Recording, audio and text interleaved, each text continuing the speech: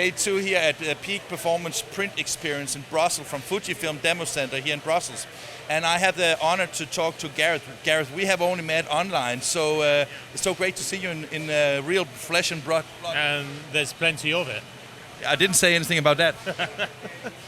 But nice to meet you again. Likewise, we've seen each other through the power of Zoom, and it's nice to put some real flesh to that blood and see each other. Yeah. Gareth, you have, you have seen so many printing machines in your life that you can't probably count them, right? So when you see, we are a member of the press, and when we get invited to shows like this, of course, it's a little bit how much should we report, and is it just like free marketing for the vendors? But when you see a machine, do you still have that passion for what you see?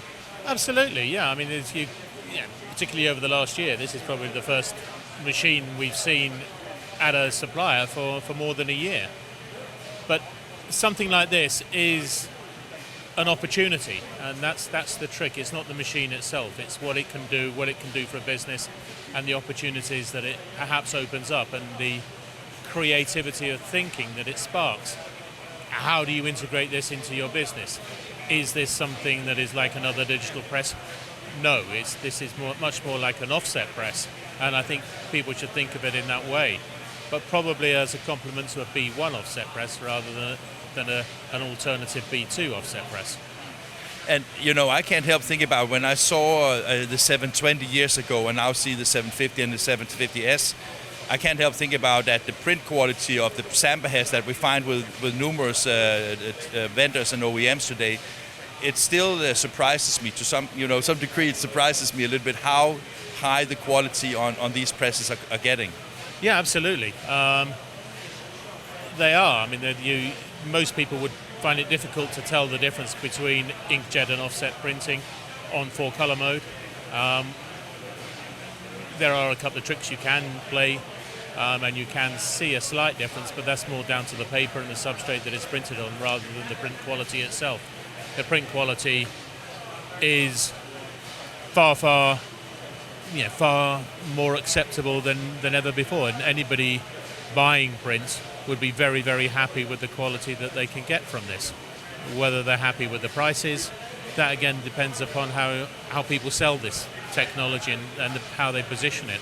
And that's the opportunity you have as a printer, is to change the model and change the way that you work with your customers. That's what this thing is so exciting. When you get home and you are going to write and publish information about this event and this machine, what is the 3 best takeaways in your opinion?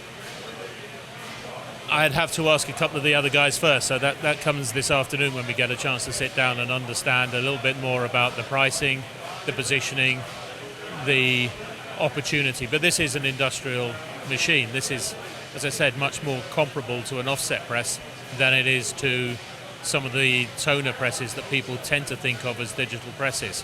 So it's the different kind of thinking that it opens up. Whether it then suits everybody, whether it's too limited, it is not an offset press. There are certain things that it can't do that an offset press can do. But certainly the way that the market is moving, and the way that the market has moved in the last 18 months towards shorter runs, faster turnarounds perhaps, this starts to come into its own, and maybe some of the other inkjet presses that are in the wings waiting to come along, and we will see machines from other companies that have this kind of capability on this kind of format,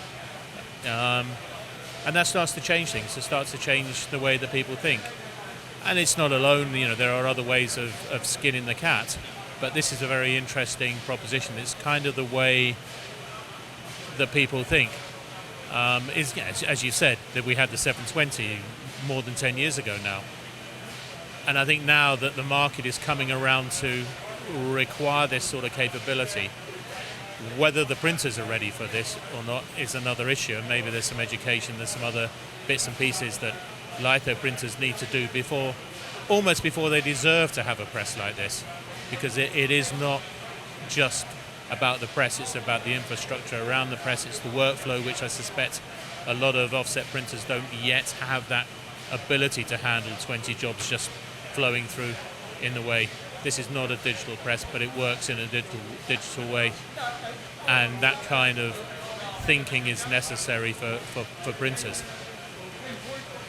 Fantastic. So yeah, I mean, thanks very much, but we look forward to many more opportunities, Morten. Yeah, a couple of weeks' time, maybe somewhere else. Thank you very much, and have a wonderful day. Yeah, thanks very much. And when we sit down with the guys from Fuji and sit down and talk through with them, we shall no doubt find one or two other things that'll open up, and some of the opportunities there. But yeah, it's